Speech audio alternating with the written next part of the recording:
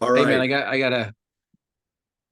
I got some signs for you Oh, you to do? put behind you. You got the classic Kamala Harris. Yeah, I'm gonna like ride with I that got one. the I got Okay. the upgraded one. Okay, that's for Okay. you. Uh-huh. That's coming to you. Also, this one right here, very important. Wait, is that not the country? Is that that's our country, right? Okay. This is us right here. Is us. Is this backwards? Why does it look backward? There. What the? No, you know All right. what? If you Anyways, have a screen, you have screen mirroring going on right now on your and then Zoom. this one right here, which is If you're seeing it oh, backwards on you're your frozen. Zoom, up a little higher. Oh, do I? Yeah. Yeah, because I had that for a while too, where everything was backwards. Yeah. What is going on? Here, wait. No. Doug, huh? Doug. All right. Doug, it's the Doug one, Is that what you came the home from next. from the convention with? Yeah, these are all my convention posters, man. I got some for you for I holding down the appreciate fort. that. You earn them. That's good Okay, what are we stuff. talking about today? I just Labor want to Day. let you know. Labor Day. We're talking about Labor Day. Yeah. I want to let you know that because of your critique last episode, I decided not to do any prep. So I have no idea what this is about. Perfect, man. Perfect. All right. Good, good, good. Outstanding. When do you work? Yeah, today is September 2nd, 2024. We are Okay, tomorrow is 2 months. 2 months from election day tomorrow. Okay. okay. So we're there. It's game time and we're ready to go. So today we're going to talk about uh Labor Day, a little bit about the history, and then Okay. about the kind of public thinking about labor right now in this country. Yeah. Big And deal. then we're gonna I have a good clip from Vice President Kamala Harris's speech today in Detroit, okay, Yeah. that I No, want to let's talk play. about it. It's good. Okay. Labor Day is also the day that historically, even though we got started way earlier as a country, the country starts to focus on the election coming up. Yeah. It's the post Labor Day thing in conjunction. So it's the meaningfulness of the holiday, and also this is the like change in the season, and this is the back to school, right? Yeah. Back to Yeah. school time. Yeah. Parents are going back to school.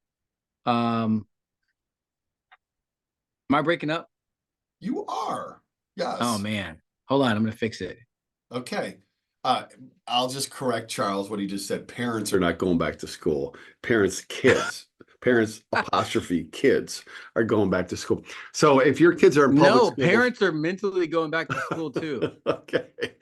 If I have either been going back to school as a child or as an educator around Labor Day, and then as a parent around Labor Day for most of my life. All right. There are states in this country where of course school is year round. Yeah, And then there's a lot of colleges where you start school way before Labor Day. yeah, But Labor Day to me mentally is the shift from summer to autumn. Like totally. football's back, Yeah, right? football's coming back. Pumpkin spice lattes. I know those are very important for some people. And then is when I start growing in the door knocking beard. I've been meaning to ask you about this. Mm-hmm. Is there a method or a rhythm Yeah. to the facial hair for you? Oh yeah, it's the sweater weather, man. As soon as it starts getting nippy in Seattle a little bit, that's when I start bringing in the extra layer of warmth. It also gives me more respect when I'm out in the field. Okay, I look a Uh-huh. little more rugged. I look older. When I say, hey, when you're knocking on doors, you better listen to this, and people go, oh, look at that guy with the beard. He looks like I should listen to him. Yeah, I had facial hair for 6 months. Okay. You Uh, should. I did when I You was should. No, you got to do it for the election, man. early 30s. I had a goatee. Mm. Okay. Because I tried to go with like the longer, but this is after like 3 or 4 days, I'm getting annoyed by the It starts to itch. Yeah. yeah, it starts to itch. But I had a goatee for 3 or 4 days, and it came in fairly blondish. Now it'd come in gray, right? Yeah. Um, And so I had to darken it. I had to darken it, you know. No, oh no, don't do that, man. Don't No, I do that. did. This was when I was 31 or 32. Okay. When goatees were like hip. Okay. Okay. Okay. We're gonna start something here. Those of you, those hundreds of people listening to this, okay. If you want David to bring back the goatee for the election only, you need to reply to the email he sends this out on or in the comments to the YouTube video. Okay. Yes to the goatee. What's the phrase we need? Go goatee. Go team. Go T. Right? Yes. Goatee. Go team goatee. Yes. Yes. Okay. David's goatee. Go team goatee. If you want that, you need to reply and tell them yes to grow it out. Grow it out for Kamala. So I want to talk about labor because today it's Labor Day, of course, and I want to talk a little bit about the history, but also because today Kamala Harris and Tim Walz are out campaigning in multiple places, and Donald Trump and JD Vance are not out campaigning today. Surprise. Okay. Donald Trump is probably golfing or watching Kamala campaign and complaining. Yes. So then that really captures kind of the different values. So here's a little bit. This is straight from the Department of Labor webpage. It's observed the first Monday in September. Labor Day is an annual celebration of the social and economic achievements of American workers. The holiday is rooted in the late 19th century when labor activists pushed for a federal holiday to recognize the many contributions workers have made to America's strength, prosperity, and well-being. The first minute it started with in states. It didn't start at the national level. None of these things ever start nationally. They start locally and then build. Municipal ordinance were passed in 1885 and 1886.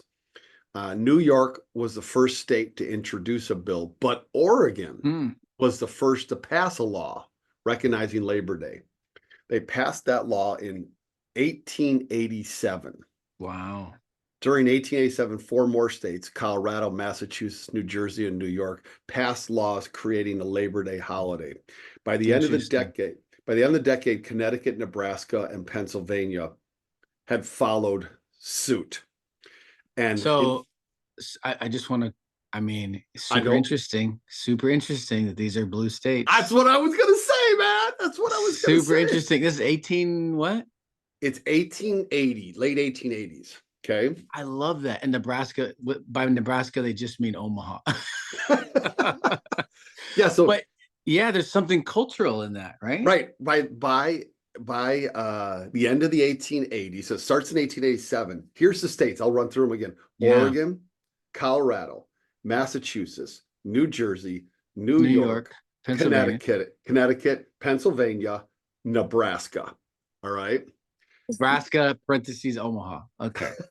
Well, I mean, a lot of those Midwestern plain states had these strong kind of like working union presences until late in the last like 30 or 40 years, they became much more culturally conservative. Okay. Sure. A famous book written by Thomas Frank in the early 2000s called What's the Matter with Kansas? All right. Which is about this history of labor and populism in the Midwestern states, but having been trumped, using that verb intentionally, by the kind of social cultural concerns that have driven the culture wars. But it's, I understand that part, but it's not like the Midwest states, all of them. You know what I mean? It's these like boop, boop, boop. You know, it's kind of, and then you got Oregon over here, you got the Northeast over there. There's something about the roots of fairness and equality, and like mutual respect kind of things. Maybe empathy. I'd be interesting to dig into like what makes those specific states adopt this that quickly and that early. Yeah. And then the through line to today, right? What makes them blue to today? They're almost all coastal states too. Nebraska, not. I don't have that information listed anymore, but on my page. But in Oregon, New York, New Jersey, Connecticut, Pennsylvania, these are all coastal states. So it might have something to do with the immigrant communities, right? Mm-hmm. And the Mm-hmm. working, I was the gonna say his you're saying the opposite of the Midwest right now. exactly, exactly. Nebraska is really an outlier, Not in terms of totally. immigration, but in terms of like just saying the Midwest. Big immigration states, Minnesota, huge for immigration right now. Oh yeah. Um, and these have to do more with where they took in refugees more recently. Now we're getting way off. But anyways, yes. Okay, continue. Okay, so here I want to show you some interesting data. Every year when there's like these holidays, Memorial Day, 4th of July, Mm-hmm. and Labor Day, Gallup does these polls that ask people kind of their opinions about certain things. So when it's Memorial Day, it's about like the military. Okay. Yeah. When it's the 4th of July, it's about notions of American values and exceptionalism. And when Yeah. it's Labor Day, it's about unions. And so I want to show you a trend line for public approval. Public approval. The options here where you could either approve or disapprove of unions. By Okay. the way, if politics wasn't in upheaval, I could see you working for a pollster, just coming up with cool shit to ask people. You would love that. I'm pretty sure that that's what this organization does. No, I'm Is saying comes you up with person. cool Oh, shit. us. Yeah, yeah. Like, so let me just step back for a second and say, like, I mean, like, we have created the jobs that we wanted to We live have in, right? actually. We have. Yes, we really have. Yep, all parts of it. The People, like, work-life balance, the benefits, the stuff we get to talk about, the influence we have, the people we work with. Yes. right? So, like, I get to talk about American politics and trends around race and gender and Yeah. identity and Yeah. religion, and I get to fight for my values. That's all right. All It's right. pretty good. Yeah, you're not just talk, that's good. Yeah. That's good. That's good. Okay. Okay. Here's I'm going to tell you that I'm pretty proud of this chart. I'll tell you why in a second. Well, you didn't make it, but oh my gosh, you did. I did. I Whoa, look at that. Gallup, and I love this. This is part of what the internet has fostered. Gallup makes their data publicly available. Yeah, I Okay. love that. I So love I that. downloaded their data and then I put it into a certain format so I could print it out because I didn't like their graph that they had. Mm. All right. So this what each dot So wait, here, this is a graph that you created using the Gallup data? I did Gallup. You click on I a want to link. say, take that, all you critics who think that David only clips images of graphs online. He knows how to make them too. Okay. He just Boy, needs to clip them sometimes really that's fast because he's that's doing a, it a quickly. that's a Reddit rabbit hole right there, man. That's Reddit / Domkey. that's right. Don't look that up, guys. Don't. Okay. Nobody look that up. All right. um, every dot on here is a Gallup poll, and you can Yeah. see that it's every rough. The data line stems from the 1930s to 2024. They didn't do Dude, these what polls is that? every year. 2010 right there? What is that? 2008? It's 2008, right when Obama Oh, gets elected. Right, it's the end of Bush. Okay, yeah. that's the low mark. It's Is that because 2008. of the Detroit thing? Oh, I wonder about that. It's the bailout, man. Is it the bailout of the car industry? That's really interesting. It And might be. the banks, maybe the bank. Oh, the banks. No, that's not a union thing though. But yeah, wow. Okay, it's But got to be Detroit, man. it wouldn't seem like the hostility towards the bailout of the banks and the rescue of the auto industry would go towards the workers. It would seem to me to go more towards like the Fords who own these things, but still, maybe. Could be. Yeah, Um, put a pin in Detroit for later in the podcast, right? sure. Actually, for this podcast, because she's in That's right. Detroit. She's in Detroit today. That's what I Okay. mean. Yeah. Yeah. So, but So two things I want to point out is every dot is a Gallup poll, and they didn't do polls every year. So they're periodic. Got it. They've done them a Yeah. lot more recently, you can see. Yeah. So the low mark, as you noted, is in 2008, and it's below 50%. It's the only time when public approval of unions in this data set is below 50%. Hmm. But then there's been this steady climb, right? And Yeah. today the public approval, that number is at 71% this year. 71% is the highest it's been since 1965. All right. It's the highest it's been in 50. That's It's huge. highest it's been in 50 years in this country. All right. That's And huge. and so just setting aside the values that are involved here, the strategy of politics would drive a candidate out to campaign with unions on a day like today, okay? To Right. go find some unions that are going to support you. But the Trump campaign doesn't have many that support him. They really don't. They can't even fake it anymore. No. Here, I took a screenshot earlier because I was prepping for this call while you were sleeping or something. And uh Well, hold on. I just I'm looking at this. There was a massive decline in union membership also in 2010. Oh, okay. Yeah, only about 10 to 15% of American workers today are union affiliated. It's low. It's quite low. Okay. Hmm. Um, but the public approval of them is high in a way that I'm going to, when we get to Vice President Kamala Harris's clip, I think that she threads the needle very well about the importance of unions in society. Yeah. So here's some of the people that have endorsed Harris and Walz: the UAW, the United Autos Workers, Hmm. the AFL-CIO, which are both auto worker companies, AFL and CIO, the SEIU, which are service employees, Yeah. the UFCW, which are food and culinary workers, the Hmm. AFSME, which is also service workers, AFT Union, which I think is uh, electronics and telephone, I think. And Oh, then okay. IBEW, which is the International Brotherhood of Electrical Workers and Steel Workers. Mm. Today, we're not going to hear this clip because it hasn't happened yet. But later today, Kamala Harris will be campaigning with Joe Biden for the first time since the Wow. transition. And Where in the Northeast? they'll be in Pittsburgh. They're going to be Okay. in Pittsburgh. Uh, Makes sense. that's where Biden had launched his campaign in 2000, like That's close to right. Scranton and Yeah. with the workers.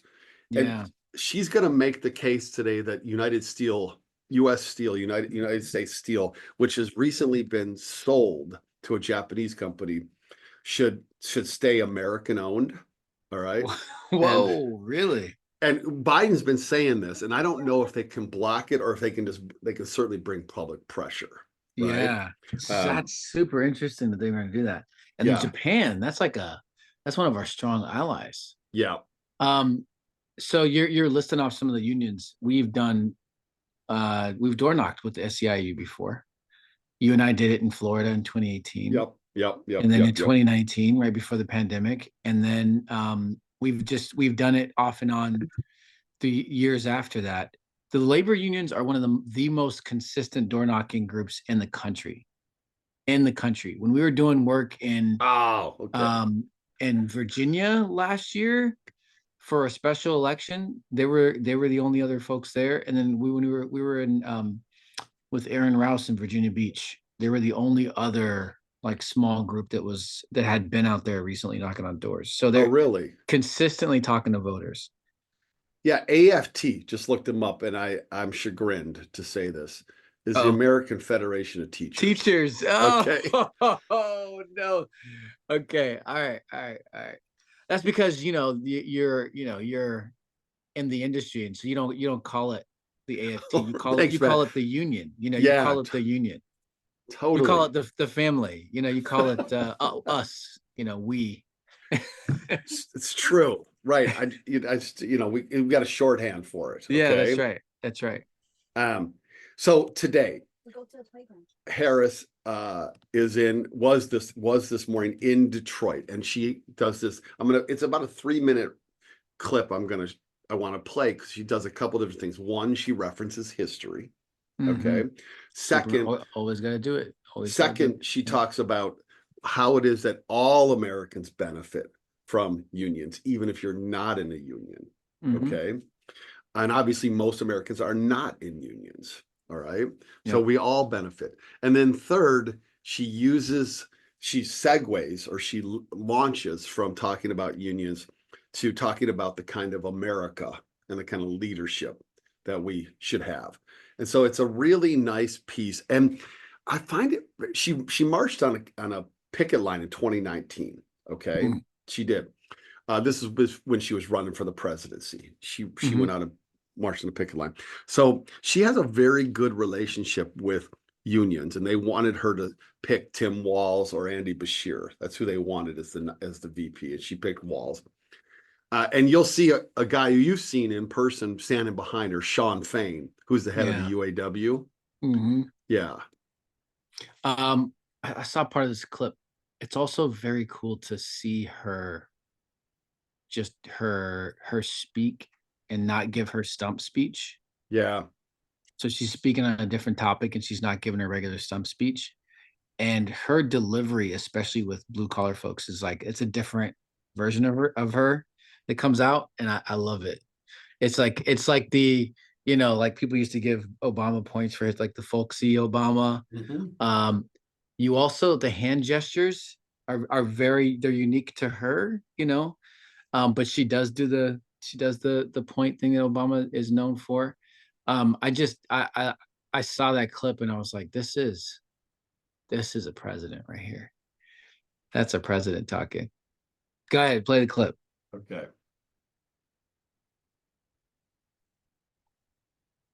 Divided, we America's middle class.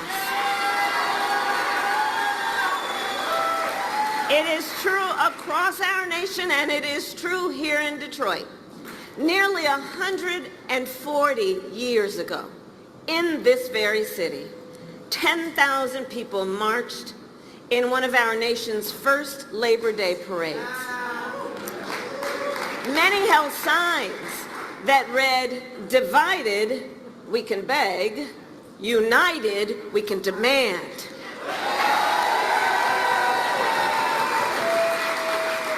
I love that line. In Detroit and across our nation, the brothers and sisters of labor have stood together to righteously demand fair pay, better benefits, and safe working conditions. Let's just pause for a second. Doesn't she just look damn in charge? That's what I'm saying, man. She looks like the president already. Right. She looks like the president. In fact, it's so funny, the seal, like it cuts off the vice part, right? And it just says president of the United States. I'm buying it. If you just crop that video a little bit more and told me that this is 2025, I'd be like, yeah, of course it is. Yeah. And let me say, every person in our nation has benefited from that work. Everywhere I go, I tell people, look, you may not be a union member. You better thank a union member for the 5-day work week. You better thank a union member for sick leave. You better thank a union member for paid leave. You better thank a union member for vacation time. All right, let me pause there and get your reaction to that. Okay. Wait. Unmistakably, that's a black woman. Okay. That is a black woman. I mean, like, it doesn't, you can close your eyes. Or you can watch it and have it muted. That is a black woman talking. All right. That's like no debate. And she's not manufacturing that. That is how she grew up. That is her. That's who in her bones. All right. And that look she's got going right there. Okay. Like damn straight. The look and the like the lean a little bit. Yeah. Because what we know is when union wages go up, everybody's wages go up. When union workplaces are safer, every workplace is safer. When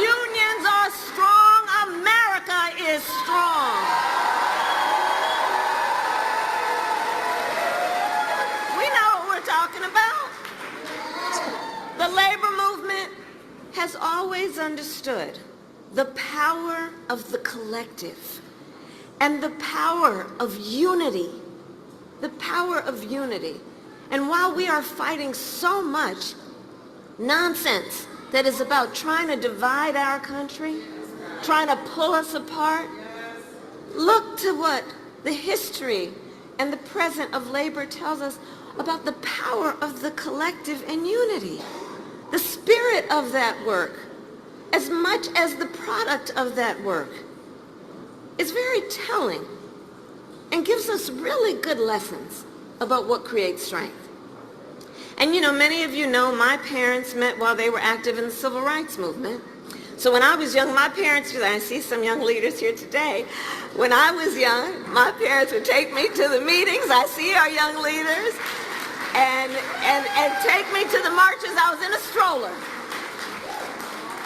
And from a very young age, I learned that when people stand together, when we join voices, knowing that the vast majority of us have so much more in common than what separates us, when we join those voices, we can drive extraordinary change, which is why I believe in my heart and soul, no one should ever be made to fight alone.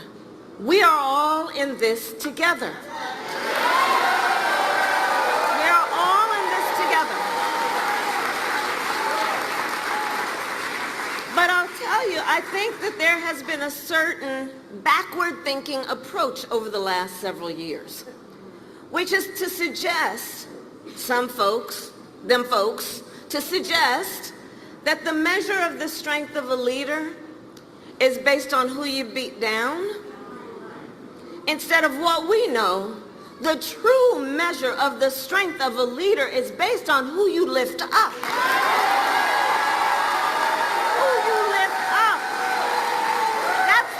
Of the strength of a leader. That's where we're stopping right there. I love that.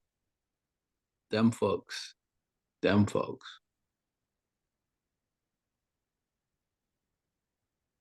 The way so there will be books and analyses. The way that she and the campaign have seized openings and have asserted themselves as leaders is just spectacular. All right. Mm-hmm. Like there are moments and opportunities, but people have to seize them. They have to take them. They have to claim them and grab them and run with them. And she so has, and this campaign so has. And that's why right now the Harris-Walz campaign is winning in this country, not by a ton, but it's winning. Well, so the other thing is, like, it's interesting that it's not that they're fighting Trump for these positions. These are positions that have been left completely open. Mm-hmm. Yeah. So the Republican Party has shrunk, and it only cares about a narrow group of people, a narrow set of beliefs, and narrow outcomes. And they've left all these other people, but without homes. Like, never Trumpers represent people who have been on an island for years now with nobody to follow nationally. And then there are other people that maybe voted for Trump the first time, and they wouldn't call themselves never Trumpers, but they call themselves independents and et cetera now. Maybe when they call them Reagan Democrats, but they're just there. They're there for someone to come and say, I got your back. You know, there's a place for you here.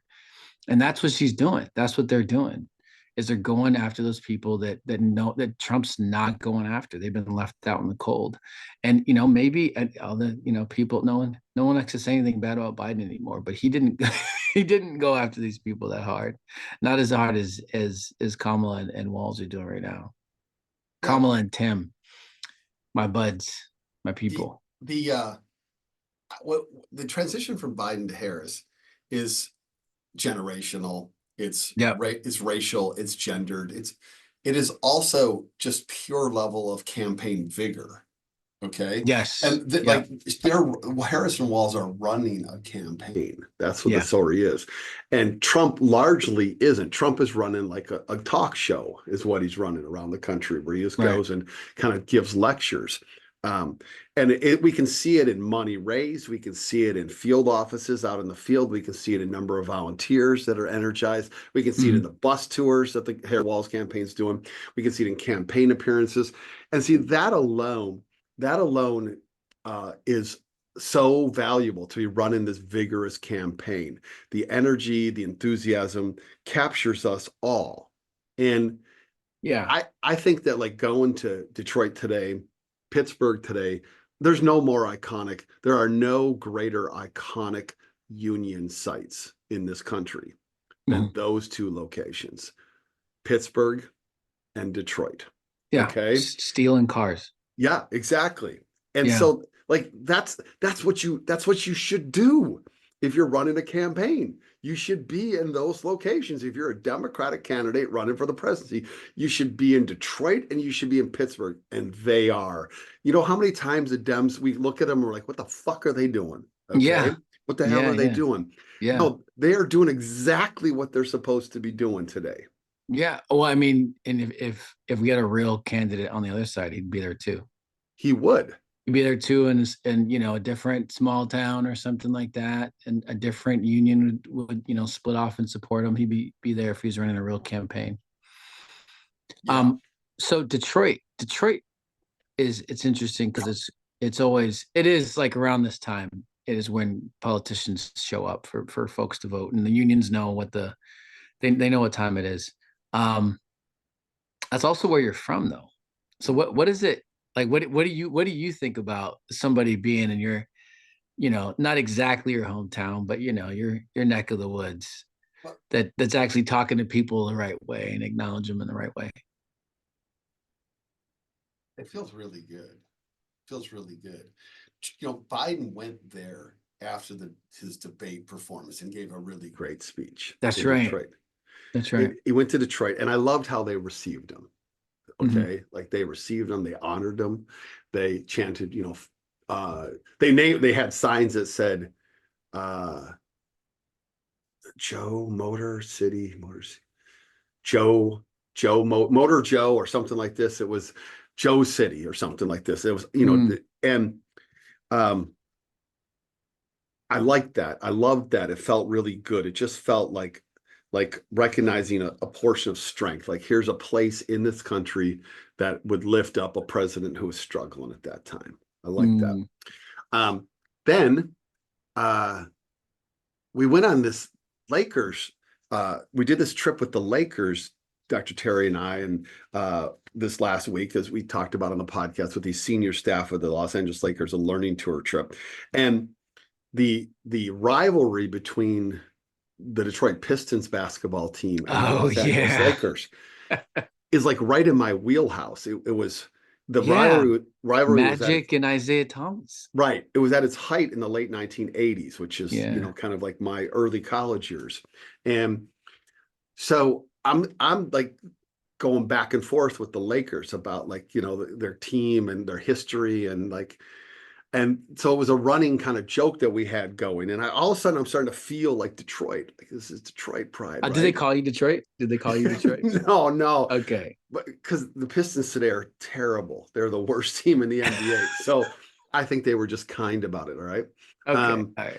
And then today when Harris is there and I watched her whole speech today.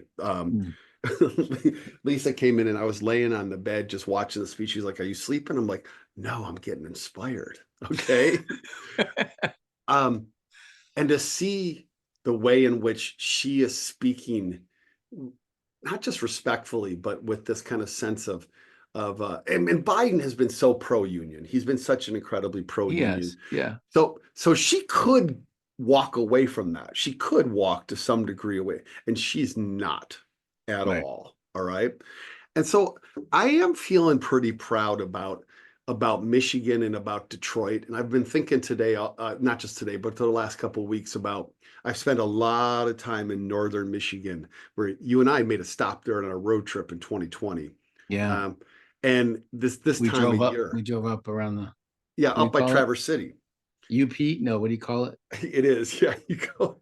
So here's the state. Okay, Okay. all right.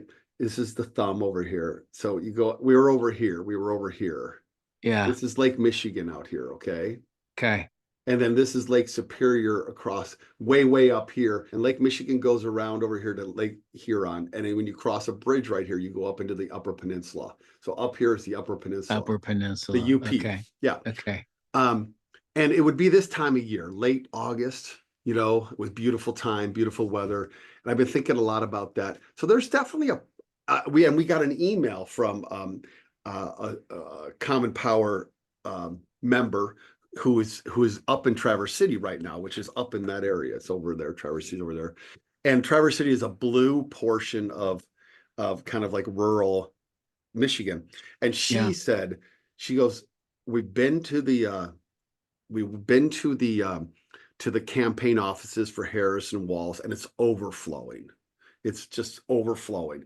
And she said, they're out of literature. They're out of materials. Wow. Is there anything Common Power wants me to do while I'm here? And I said, no, nothing specifically right now. We clearly have our Michigan teams coming, Michigan trips coming, but go back after Tuesday and see if they need help during the weekdays, because it'll be less. And she said, okay. She said, if you have any shirts to ship us, because they have on these shirts that are Harris Walz shirts that nobody's got. And people are stopping them everywhere they go and saying, where'd you get your shirt? I want to get your shirt. Wow. All right. So yeah, Michigan's been on my mind. And I look forward to us winning there. I do. Well, I mean, and especially because it felt so lost, actually, like 2 months ago. Like it felt complete. It felt like this is probably, this might not go our way, and now it like very much looks like it's swinging our direction, like the rest of the country, like the election. Yeah, it's a big deal. Yeah, man. If I were you, I'd represent Detroit. Go ahead. Basketball team and all. Own it all. Own it all, man. Well, the Lions are not bad right now. Okay. See, there you go. And when they make their comeback, you can be like, hey, I'm not a bandwagon guy. Okay, I've been on this since before you were born. Exactly. So, hey, to finish this podcast up, I've actually been thinking about over the next 2 months, I want to watch a few movies here in CP land. Okay. Watch a few movies that are like inspirational, that are have okay. Like, man. There's going to be high in sports. Okay. Right. So are you going to watch Rudy or something? Or? No, I was watching this today. Remember the Titans. Okay. That's good. You're going to watch the UW rowing movie. It just came out. Yeah. So it's Labor Day. Like the mind's turning, right? It's like, hey, it's time to watch some sports. It's time to do our work. We got 2 months to go. When do you start to travel? When I start, I've been traveling, man. What are you talking about, man? I know. It's Wisconsin in August. So in earnest, though, I think I want to say it's like the 16th, something like that. But it's the middle of September. Wait, let me pull it up right now. So last time I tried to guess on something, all the folks in the volunteer they did Slack yes were like, what you don't even know when you're going or who your people are. Okay, let's see. First big trip of the fall is Wisconsin again. It's on the 18th. That's our first big trip. Wisconsin is the first big trip of post Labor Day. Okay, now let me just say that the Washington weekends of action are happening all over, and it's Yakima and Vancouver. That's this weekend, and it's just going to be happening every single weekend. And also the Voter Reg campaign is happening. Is going to be happening next week. So sign up for a shift if you want to do some local Voter Reg stuff and don't want to travel. We're going to be in 15 stores, I think, around the state, the Puget Sound. But Wisconsin's the first trip on the 18th, and then that weekend is Wisconsin, Arizona, Michigan, Montana, and Pennsylvania, baby. Wow. And then it's every weekend through election day. Okay. Every weekend. All right. Well, then we can do a bunch of podcasts here, but you're gonna need to answer my text quicker about the podcast. Okay. So I sent Charles text. Oh, you and like really? Okay. nothing, no response, no That's response. right. That's Okay. right. That's because everybody, he's so used to everybody just replying right away whenever he messages them, and he's gotta get pushback from somebody in the Sure, organization, sure. So we're gonna all be traveling and doing work while you're here imagining things to talk about in a podcast. So don't bother the volunteers either, sir. Okay. Actually, I'll be doing a learning tour before you go on the trip. Okay, before you go anywhere. All right. That's right. You got 2 learning tours in September. Yeah, Okay. yeah. Once that starts in a week and a half with That's right, mostly man. Seattleites. Yeah, mostly Seattleites from the Okay. University Unitarian Church. Most of them. Okay. All right. Well, and then you're gonna be out knocking doors too. Right, and some chunk of them are going to stick around after the learning tour ends and knock doors for Shamari Figures in Montgomery, Alabama. Yep. That's good. He needs it. He needs Yep. it out there. So Okay. And then you're gonna be in one of these states out here knocking of doors. course I will. Of course Probably I will. Michigan. Probably Michigan. I'd be proud to be out there. Yes. Yeah. Okay. All All right. right. All right, man. Have a good rest of the day today.